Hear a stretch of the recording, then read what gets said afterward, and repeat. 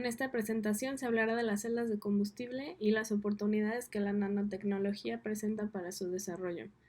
Las personas que buscaron información y desarrollaron este contenido fueron Raúl Ortega Aedo, Raúl Alegre Ramírez, Fabiola González Cruz, Rubén Hernández López, Gustavo Alejandro Morales y Minerva Margarita Hernández Rojas.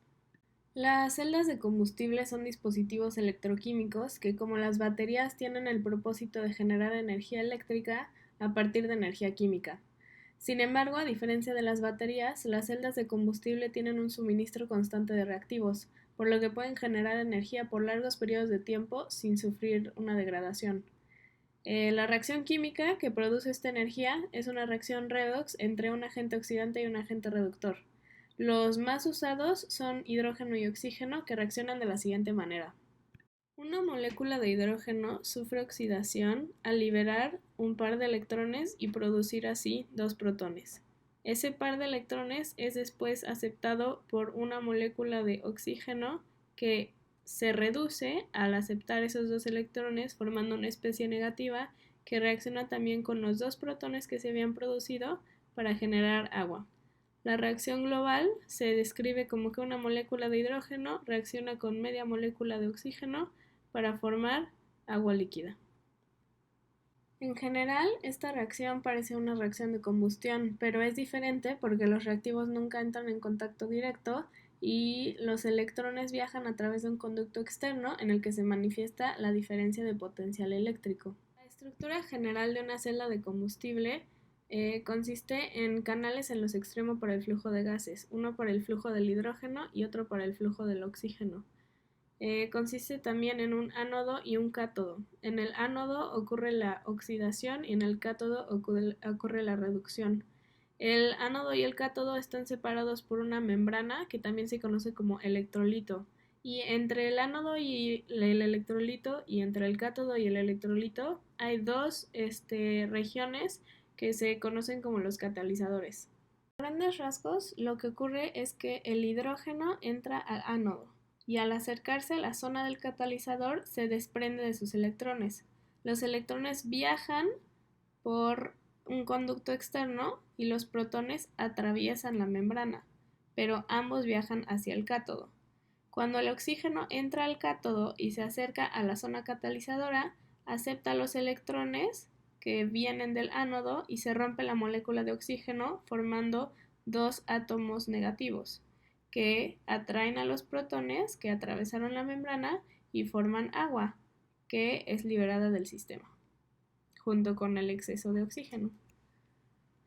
Hasta ahora se han usado nanopartículas de metales nobles como platino o paladio para contribuir a la estabilidad tanto de la oxidación como de la reducción de especies en las zonas catalizadoras para poder así incrementar la eficiencia de las celdas. El problema es que esas nanopartículas, al ser de metales especiales, hacen que sea un elemento muy caro de la celda.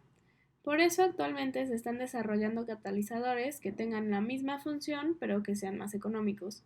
Uno de los más notables es el grafeno, ya que contribuye a la estabilidad y conductividad en la zona catalizadora porque tiene una alta reactiva y favorece así el movimiento libre de electrones. El grafeno es un conjunto de celdas unitarias de ciclohexanos de carbono unidas entre sí sobre el mismo plano, formando una capa de un átomo de espesor.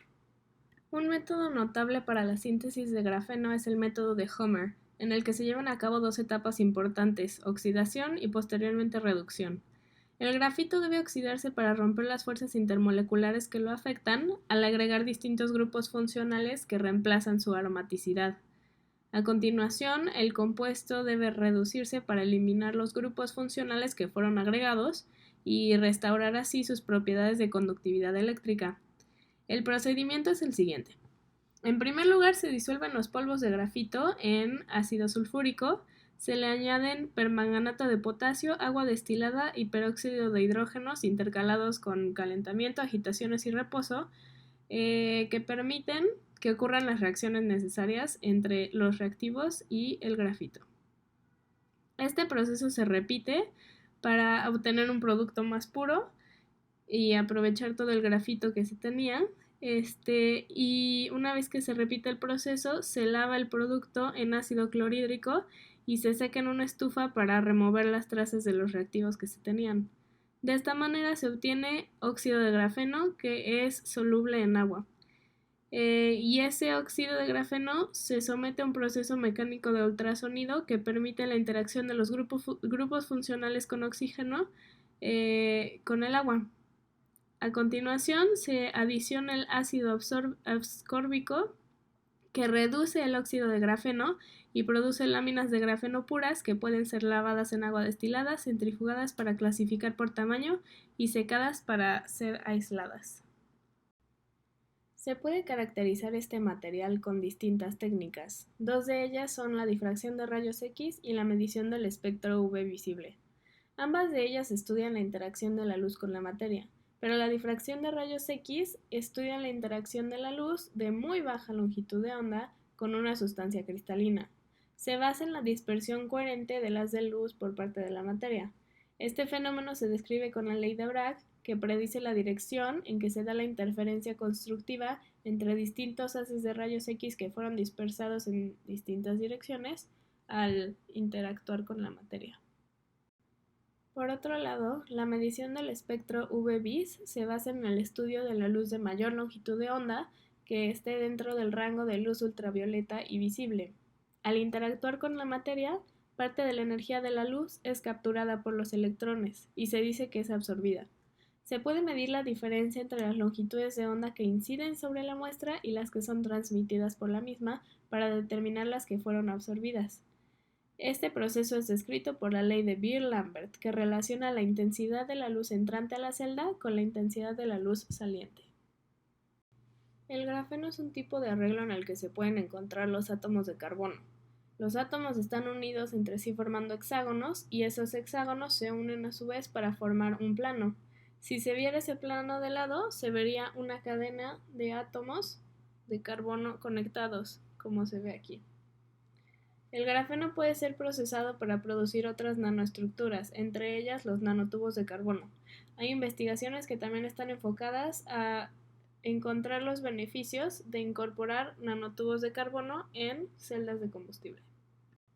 El contenido aquí presentado fue recuperado de distintas fuentes. Las más notables y recomendadas para lectura a profundidad son las siguientes. Un artículo científico publicado por el Centro de Física Aplicada y Tecnología Avanzada de la UNAM en el campus Querétaro, abordando la síntesis y caracterización del grafeno. Un paper haciendo una evaluación electroquímica de materiales nanoestructurados para la aplicación en energías alternas. Un estudio teórico de la adsorción y oxidación del monóxido de carbono en una lámina de betagrafino. Otro paper evaluando las propiedades catalíticas del grafeno dopado con metales de transición. Y por último, un artículo enfocado directamente al uso de nanoestructuras y nanofibras específicamente en celdas de combustible, pero en el contexto de celdas de combustible microbianas.